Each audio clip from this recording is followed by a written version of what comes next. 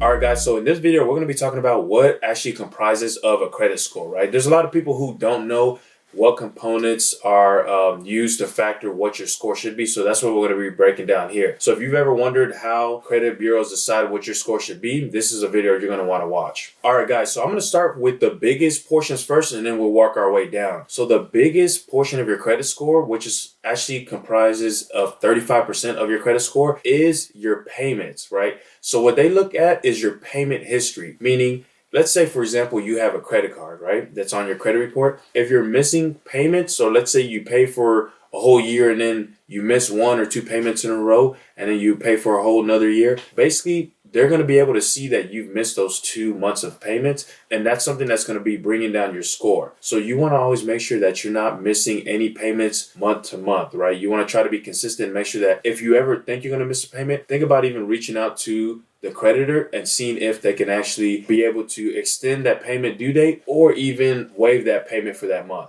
Right. With payment history, you want to make sure you stay at that 100% zero missed payment rate. All right. So once you start getting into the 98% and like missing one or two payments, then that's when it starts to become an issue. They starts to look at you as, okay, this person's maybe struggling to pay these cards back or his loans back. Right. So the payment history is definitely important. And then the next section is actually going to be what they call amounts owed. Basically, all that means is what your credit utilization is. And that's another way of saying how much are you maxing out your credit cards. That's the gist of it. So let's say I have a credit card, right? And it's $1,000. I want to make sure that I'm only using about $100 to $150 at the most of that card. You typically want to be even less than $100. So you want to keep your credit utilization rate to less than 10%. And basically that's actually going to comprise of 30% of your score. So if you're out there maxing out all your credit cards or you don't even have a credit card at all, then what's going to typically happen is you're going to see that your credit score is going to be a lot lower than it should be. Or if you're constantly maxing out your card, then you pay it off after 2 months, then you max it out again, you're going to see that there's going to be huge fluctuations in your credit score because they're going to keep adjusting for whatever your credit utilization rate is. Yeah, definitely. You want to definitely make sure you stay under that 30%. There's different ranges where you're not between that 30% all the way down to that 10%. Your score will typically range at a certain number. And then once you hit that 9% or 10% under, then your score goes into a whole nother category. So you want to make sure you first keep making those payments on time. And also about payments, if you have one late payment, you forgot to pay, whatever the case may be, you can go ahead and call your creditor back and just let them know, hey, I'm sorry. Just beg them. Let them know, hey, I'm sorry, never going to happen again. And they might just take that off your credit report also. So credit utilization is also an important tool. So it accounts for 30%.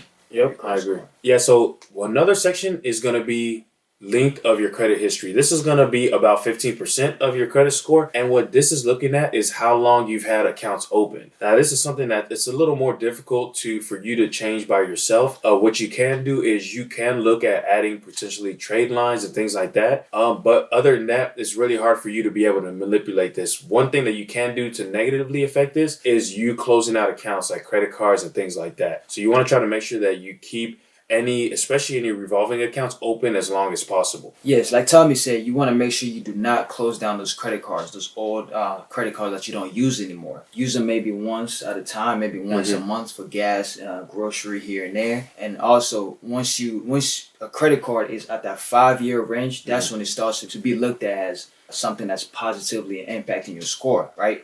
Once you reach that 5 years and then getting into another cycle is the 7-year. Once you get into that 7 years, when it goes up another notch, right? You're trying to get close to reaching that 800 credit score, right? So 9 years and plus, that's when they're looking at you like, okay, this is a responsible borrower, and they've been managing credit for a long period of time. Right. And then, so for the last two categories, it's going to be new credit, which is just inquiries, and credit mix. And those are each going to be 10% a piece. And basically, inquiries, it's kind of hard to affect. It just anytime that you're applying for credit. So you want to make sure that you're not applying for credit too often. And with the credit mix, they just want to see that you have a nice mix of different accounts, right? That you have credit cards, that you have car loan, you have some installments, you have a nice mix of different types of credit accounts, so they know that you're responsible across the board, right? It's not just that you're only responsible with credit cards, you're also responsible with installment payments. You don't miss payments on your car, you don't miss payments on your house, things like that. Exactly. A mixed payment is definitely, you nailed it right on the spot, Tommy. But when we look at typically just credit cards, you want to have maybe 11 or more attached to your profile. If you have maybe 10 and under, then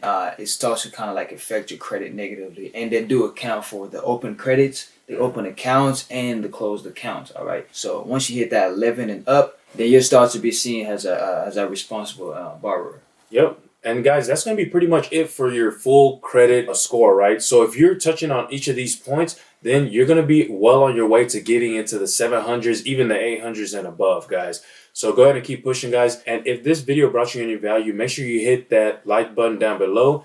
Be sure to subscribe so you don't miss any of our other videos, and throw a comment down below with any other topics you want us to touch on.